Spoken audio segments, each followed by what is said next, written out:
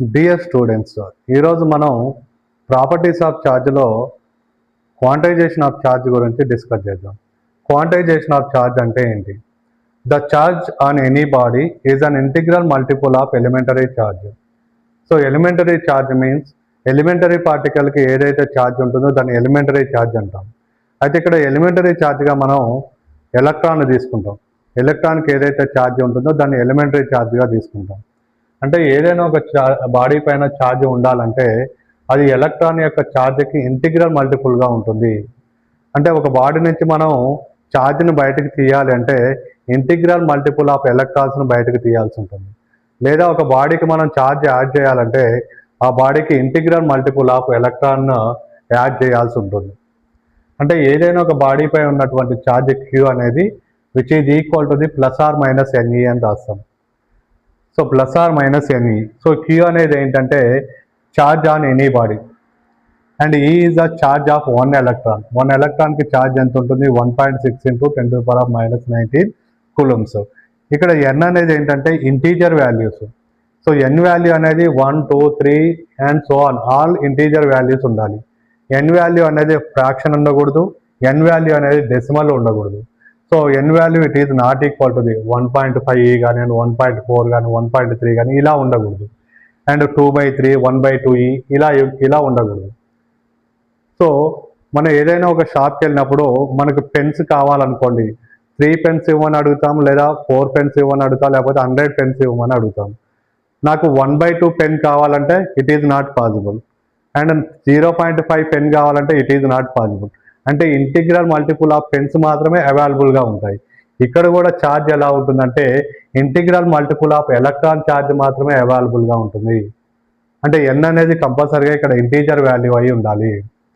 Next, when a body gains electrons. ఒక body ఎలక్ట్రాన్స్ని gain చేసుకుంది అనుకోండి, ఎలక్ట్రాన్ గెయిన్ చేసుకుందంటే దాని యొక్క నెగిటివిటీ అనేది ఇంక్రీజ్ అవుతుంది. అప్పుడు ఆ బాడీ పైన స్టోర్ అయినటువంటి ఛార్జ్, గెయిన్ అయినటువంటి ఛార్జ్ కి equal to the minus NE అని రాస్తాం. ఎన్ అనేది ఏంటంటే ఎన్నైతే ఎలక్ట్రాన్ గెయిన్ చేసుకుంటుందో ఆ నెంబర్ ఆఫ్ ఎలక్ట్రాన్స్ని ఎలక్ట్రాన్ ఛార్జ్ తోటి మల్టిప్లై చేస్తాం. Next, when a body lose electrons. ఏదైనా ఒక బాడీ ఎలక్ట్రాన్ లూజ్ చేసుకుంది అనుకోండి, దాంట్లో ఉన్నటువంటి పాజిటివిటీ అనేది ఎక్కువ ఉంటుంది, నెగిటివిటీ అనేది తక్కువ ఉంటుంది. So then Q equal to the plus NE అని రాస్తాం. ఎన్ అంటే ఎన్నైతే ఎలక్ట్రాన్స్ లూజ్ చేసుకుంటుందో ఆ నెంబర్ ఆఫ్ ఎలక్ట్రాన్స్ని ఎలక్ట్రాన్ ఛార్జ్ తోటి మల్టిప్లై చేస్తాం. Next, when n1 number of electrons and n2 number of protons are added to the same body. So ఒకటే బాడీకి n1 నెంబర్ ఆఫ్ ఎలక్ట్రాన్స్ని అండ్ n2 నెంబర్ ఆఫ్ ప్రోటాన్స్ని add చేసాం అనుకోండి. Electrons అంటే ఏంటి? నెగిటివ్ ఛార్జ్ని ప్రొవైడ్ చేస్తుంది. ప్రోటాన్స్ అంటే ఏంటి? పాజిటివ్ ఛార్జ్ని ప్రొవైడ్ చేస్తుంది.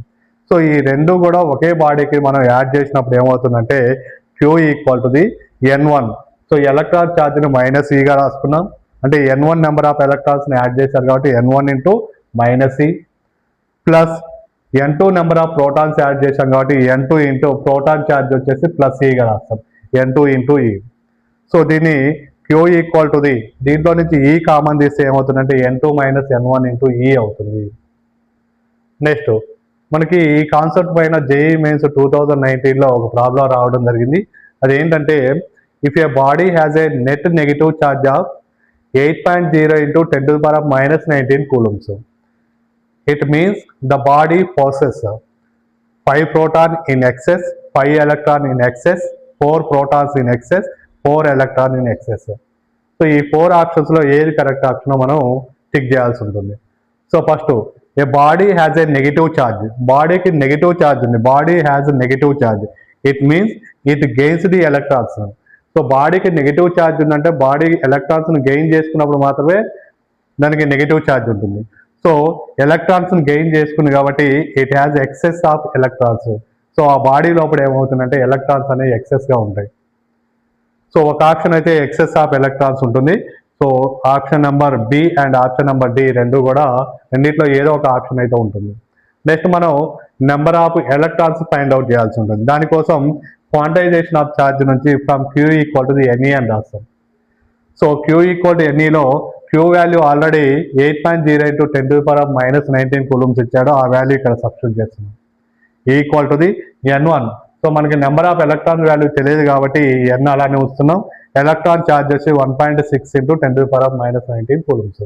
సో 10⁻⁻19 10⁻⁻19 క్యాన్సిల్ అయిపోతుంది. ఎన్ ఈక్వల్ 1.6 ఇటు సైడ్ వస్తే డినామినేటర్లోకి వెళ్తుంది 8/1.6.